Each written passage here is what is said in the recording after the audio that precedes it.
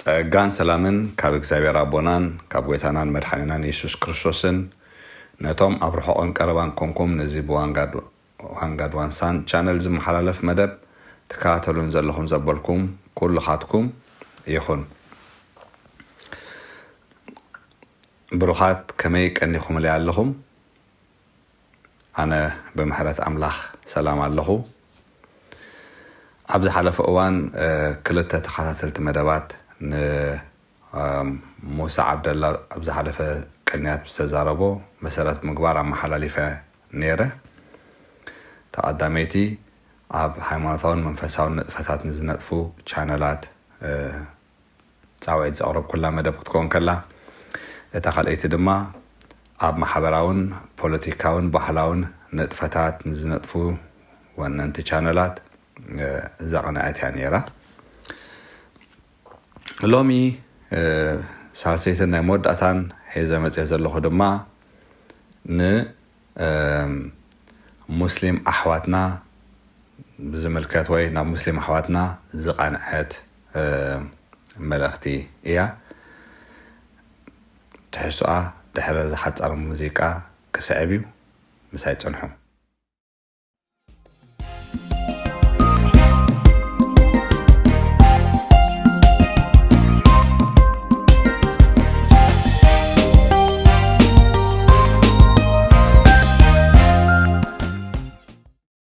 حرايم بار بروخات لومي كم حلال فودا لي زلخو ملختي كم تقدم زبالكو ن مسلم زخونو وي نامنت اسلمنا زخونو احواتنا ايو اتي كبلو زلخو وي تخم حلال فو زلني كم حلال فمنتك خيل حجون حنساب يتي نأذانا زي وقع زربا كنسمعو كنقددينا ناس صدقن قال خليت دخلت ملختو زرباو نباحتكم كبلا امو بقنعنا خونكم مسلم حواتي بقنعنا خونكم صاقعنا يسبز زي كونس صاقعنا حقي كونكم نظام ملختو سمعوا امو دحريت خبلو زلن قبلي بلالخو انا زي بقيقا يخون بحكي كيدين هزباو قنبار قنا ابو مسكتكو دق نسيو رخيبي انا خانا من سيني رشحو او حجون دحني دق نسيو فوتو معتم بقى بناتا دق نسيو رخيب ابو ترحس متي توتي قنات تاتو توتي جهنم توتي تمتي يوسوس توتي اديله بس على راسه نهار كله شغال هبه هب حنت تتأنس حنت تولد حنت توهيد حنت تموت يلا ديل اركب هو الحركة مالنا أبو الميدمنا سواء خانت ستيها قد فورك ذات تنفخه استغفر الله العظيم والله تقمت إلكنا بترحس تقمت إلكنا ويني وي قاتم هتشو يلا اديله تقول عي ولد نبدي ناتي الأخ شم كامني هزبا قنبار أبو خامني هزبا قنبار دين كان تاي هايمانوتك هزبا قنبار قن أبو عني سلازي عسرة شح ثلاثة شح سراويتك قبر وزخول هزبا قنبار بخمو يوم والله تقرنا انا نبيع لقنا راح دست بلنا فتيخه صديقه واقسم لك بالله وحسيرك بك نبيع لقنا قبل لا دست بلنا تقرنا كمان دحر لا حول ولا قوه الا بالله زي فلت انا رين بر تقرنا لكم قنقا ذاته هاي قطراني والله العظيم مش قنقا كم لهجه يقطران لهجه مالت لهجه تقري سياسه مصيلنا ساهوت سياسه مصيلنا ساورت سياسه مصيلنا عفر سياسه مصيلنا دنكله سياسه مصيل لا لا لا لا لا ايدينا نينا نحن اسلامينا بس سخنا نسها كريستيانيخ نا إرترا تقرنيا خا نا تقرايخ جزايخ تجزايخ دمسوسيخ بحق والله العظيم تاريخي بالكم والله واقسم لكم بالله تاريخي بالكم تاريخناكم طفو تاريخ انفو اب حزباو جنبار زي كونه دق نسيو تراخبا سيكن ولاده زبحل زنبر 1000 دقالب جلهان تزعب زنبر ابو زي كنا نحن قلت ادب زلمدنا سرخب كيان في حياه زبحال زنبري انتهيهم نسهم انت عين التاريخ لكم نسهم اذن ابني انكم طريات زنبرا سب ماذا يقبر لنا شايا سغا نطبسلن زنبرنا بنسنكناتكم مسوي قنوتي طريات زي تفلطوا ابن غاش بركه ابن ساحل ابن سمهر تبالاشيو نتحيت لكم لا طريات لا تاريخ لا هيوات انتهيهم تفكروا جن أنا بسيهم أنا بس وخاريهم لأنه زي حزب إريترا مسلم ببحيرات فلاليهم تبقركم أتقيهم معنا واليوم العبث نحن إذا بحيرات زبال كاب حنقولنا أنت زي وتينا كنقرأكم أي كنعوتنا إن شاء الله بإذن الله لأنه إذا بحيرات زبال معنا إلنا أحمد ياسر ناتي سويو أحمد ناصر ناتي سويو عبد الله إدريس ناتي سويو محمود حسب ناتي سويو أحمد هلال ناتي سويو أحمد يزبهال تصفى قرماي قلنا ناتي أيكونن إزا بعينها أتوه شوف تدخله هنا فيك يا ابن السماقيت ناتي أيكونن أنا نكبرنا أحمد هلال مجمرت نسيو لعلك وصيك زقبو وچو ناتكا مسيس باغون باري وصي ينبر كدني تاريخ ينبرو لاو ما قرم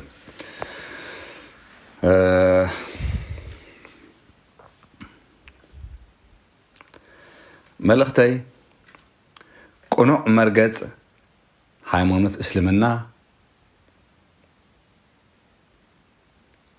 ይኮላዕ ትብለ قنوع مرقز ሃይማኖት እስልምና ይኮላዕ ወይ ይነጽር መቸም ዝኾነ ይኹን ሃይማኖት ምስቲ ሰማይን ምድርን ባሕርን ኣብኡ ዘሎ ኩሉ ዝርአን ዘይርአን ፍጥረታት ዝፈጠረ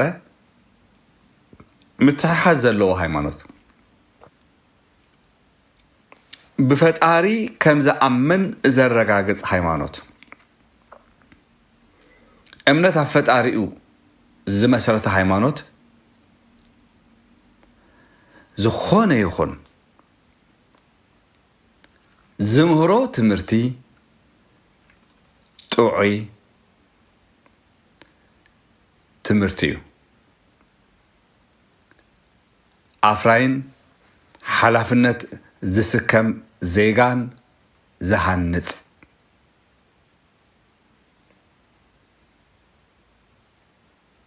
ቀጻሊ ህልውና ህዝብታትን ኣህዛብን ዘውሕስ ትምህርቲ እዩ ዝምህር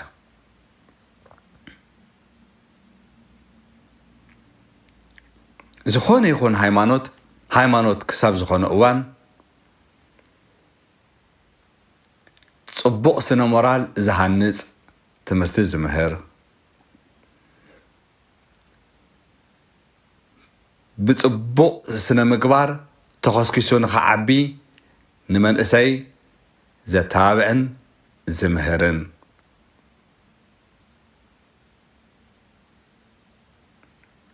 ፍቕርን ዓቕልን ምድግጋፍን የኣኽልን ምባልን ዝሃንጽ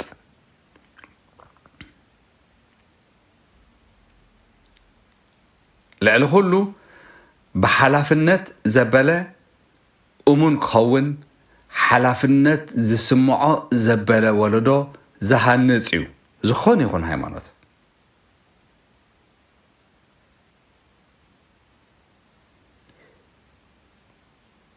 ዘረባ ናይ ሃይማኖታዊ ሰብ ፍረ መንፈስ እዩ ንድሰምዖ ሰላም ህብ ጽን ዝብሎ ምስፋሕ ልቢ ይፈጥር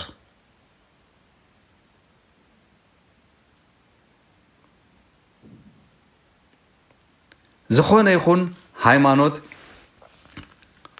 ንጓሂ ብምጽንናዕ ይሰብር ንሓዘን بحاجوس يدبس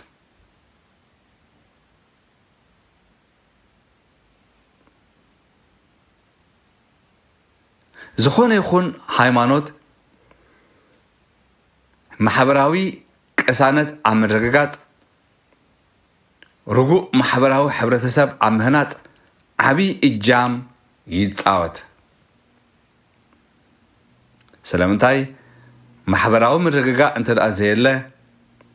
أنت هايمانوت نمان مخمهري أنت هايمانوت أو تكال نمان مخمهري من كخسم عيو ما أنت زي إتز مهرو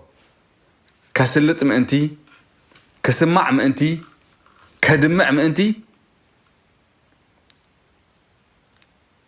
أبتمرتو محبراو النت ቀዳምነት ኣሎ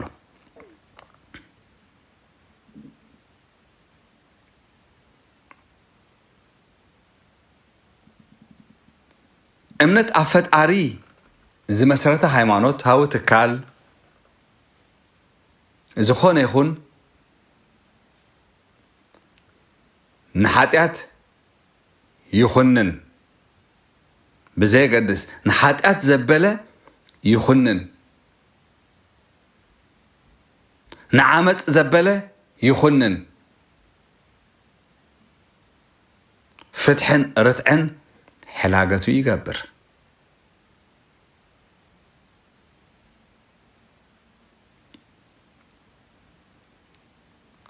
ጽድቂ መንነቱ ይኸውን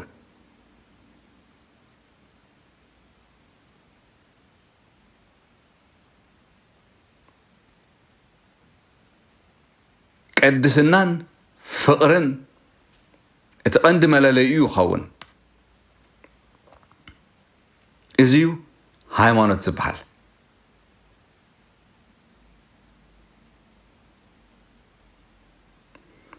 ዝኾነ ሃይማኖታዊ ትምህርቲ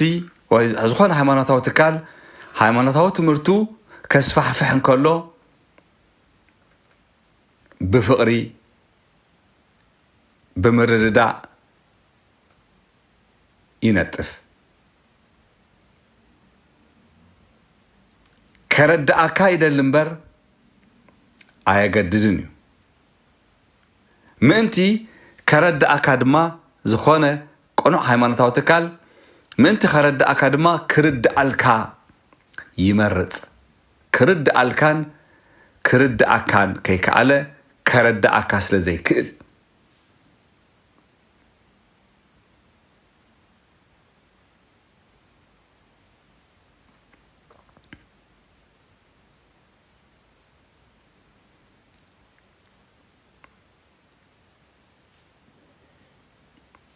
ግና ኣብ ዝኾነ ይኹን ሃይማኖት ድማ ፀሓያይ ክህሉ ናይ ግድን እዩ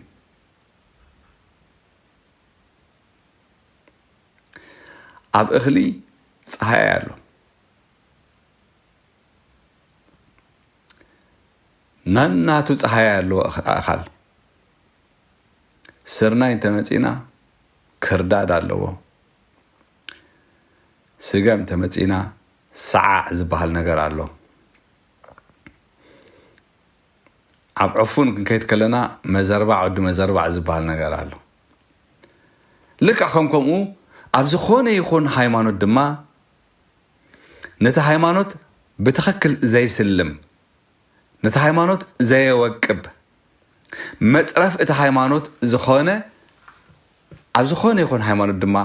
ፀሓያይ ኣሎ ኣብ ክርስትና ፀሓያይ ኣሎ ኣብ እስልምና ፀሓያይ ኣሎ ከምቲ መጽሓፍ ቅዱስና ዝብሎ ብሰንኪኹም እታ መገዲ ሓቂ ክትፅረፍ እያ ዝብሎ እቲ መገዲ ሓቂ ክነሱ ብሰንኪ ሰባት ግና ይፅረፍ ሰባት ብትኽክል ነቲ ዝኣመንዎ ዘየንፀባርቕዎ ምስ ዝኾኑ እቲ ዝኣመንዎ ከይተረፈ ክሳብ ዝፅረፍ ይኸውን እዩ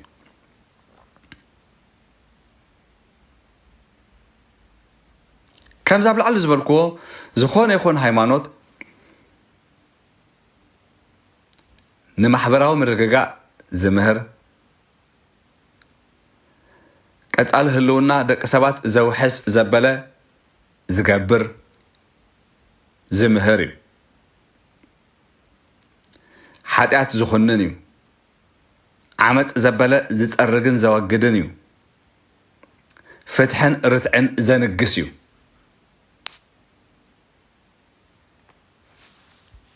ገርም እዚ ክነሱ እዚ ሎሚ ቅነ መዛረቢ ማሕበራዊ መራኸቢታት ኮይኑ ቀንዩ ዘሎ ሙሳ ዓብደላ ፀሓያይ ናይ እስልምና ድዩ ወይስ እቲ ዝበሎ እምነት እስልምና እዩ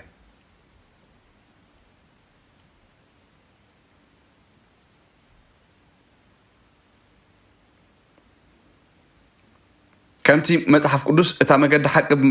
بسنكم كتصرف يا زبالو بسنك موسى عبد الله اسلمنا يتصرف دي زلو ويس بتخكلي موسى عبد الله نسلمنا زقلصو زلو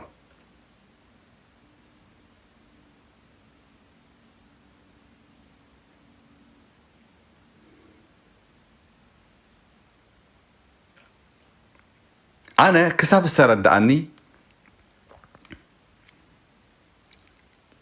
اسلمنا زبل نجار كم نتخلنا سلام مزبل نجار متأسسار على لوتي ሃይማኖት ትመበቆል ተአዘራርባ ኣብዝኾነ ኣርማ ኣብዝኾነ ዘረባ ድማ ናይ እስላም ኣሕዋትና አሰላሙ ዓለይኩም ኢሎም ይጅምሩ ሰላም ንዓኹም ማለት እዩ ሰላም ንዓኹም እንተ ደኣ ኮይኑ ሰላም ዘመጽእ ትምህርቲ ካሎ ማለት እዩ ሸሻልነት እንተ ደኣ አረጋጊጹ ማሕበራውነት እንተ ደኣ ዘረጋግጽ ኮይኑ ርእሱ ዝኸኣለ ሰላም እዩ ጽቡቕ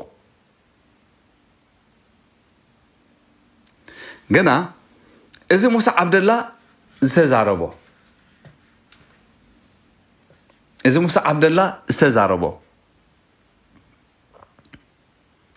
ሰላም ዘረጋግጽ ኣይኮነን እንታይ ደኣ ንህዝብታት ኣብ ንሓደዶም ብስምዒት ረሲኖም ክለዓዓሉ ዝገብር ዘረባ እዩ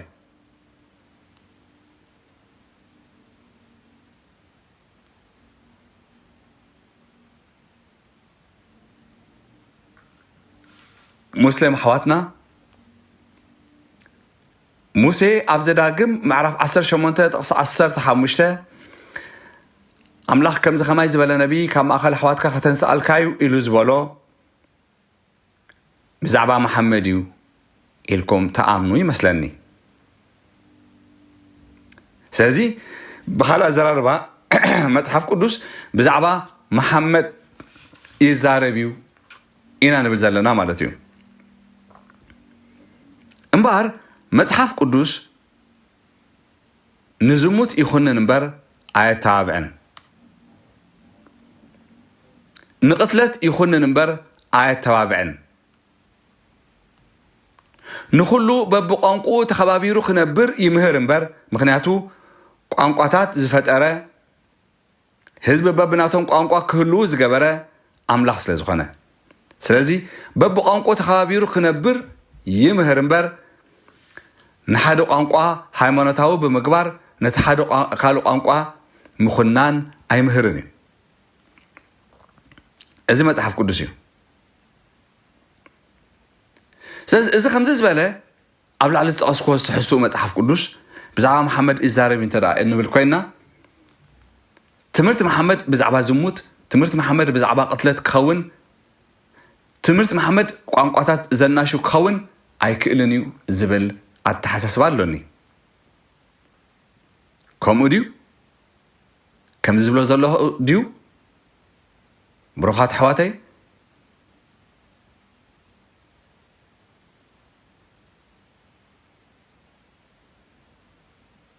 ኣይኮነን ዶ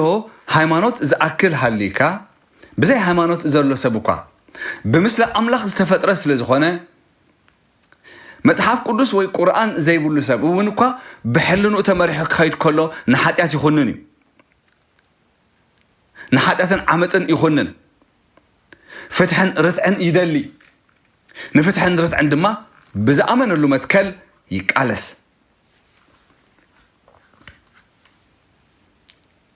ካብ ኣዳም ክሳዕ ሙሴ ዝነበረ እዋን መጽሓፍ ቅዱስ ዝበሃል ኣይነበረን ግና ኸ ሰብ ሕልንኡ መጽሓፉ ነይሩ ብሕልንኡ ማላለስ ነይሩ ሕልና ርእሱ ድኸኣለ ሕጊ ስለ ዝኾነ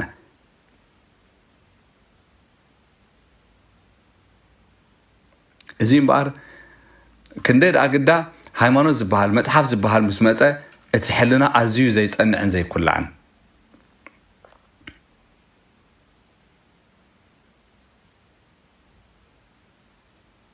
ስለዚ እስልምና ሰብ በብቋንቁኡ ተኸባቢሩ ክነብር ዝምህር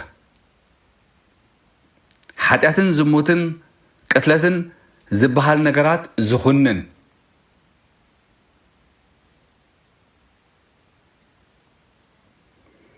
ትምህርቱ ከስፋሕፈሕ ክደሉ ከለኳ ክሰብኽ ክደሉ ከለኳ ብፍቕርን ብምርዳእን ዝነጥፍ እንተ ደኣ ኮይኑ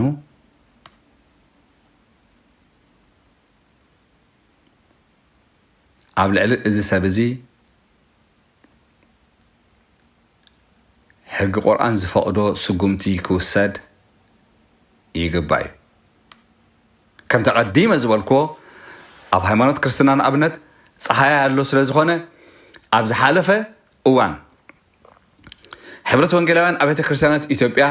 ኣብ ልዕሊ ገለገለ ነቢያት ኢና ዝብሉ ናይ ውግዘት ስጉም ተወሲዶም ኣለዉ እንታይ የረዳእካ እዚ ሕጂ ካብኡ ወፃኢ ዘይሓላፍነታዊ ስጉምቲ እቶም ሰባት እቶም ነቢያት ዝበሃሉ ዘለዉ እንተ ደኣ ገበሩ ወይ እንተ ደኣ ወሰዱ እቲ ክርስትና ተሓታቲ ኣይኮነን በዚ ነገር እዚ እቲ እተን ኣብያተ ክርስቲያናት ተሓተቲ ኣይኮነን በዚ ነገር እዚ ይብላ ኣለዋ ማለት እዩ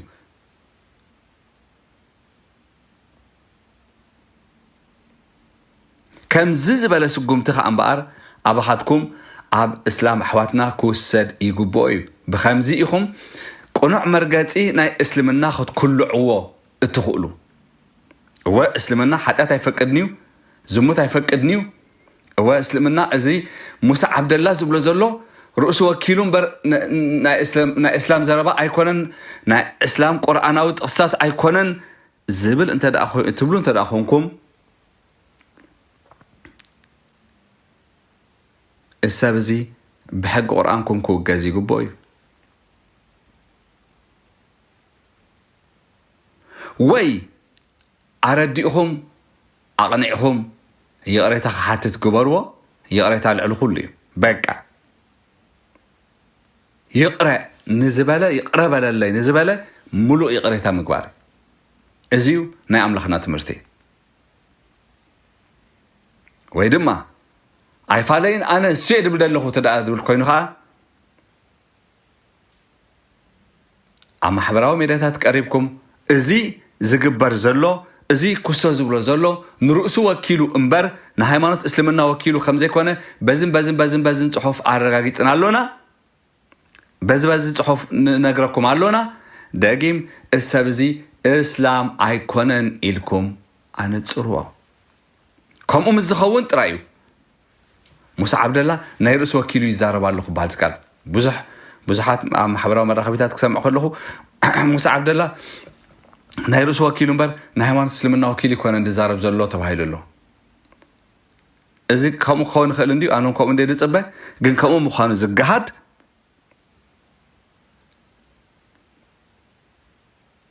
بمشايخ درجاتي بمفتي درجاتي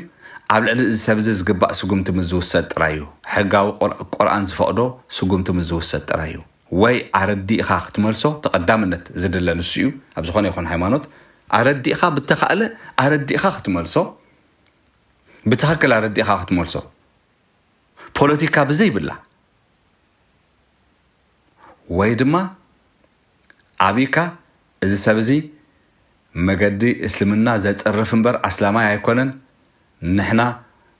تبايرو بمشايخ درجة بخلو ترقاقيتو كزازم يقبؤو إيو الزم الزخاون ترايو مرقات هايمانوت اسلامنا قنع مخانو زرقاقات تبارخو لي نظام الاختزاء شرب مبالدما تحبابروني ويتبارخكم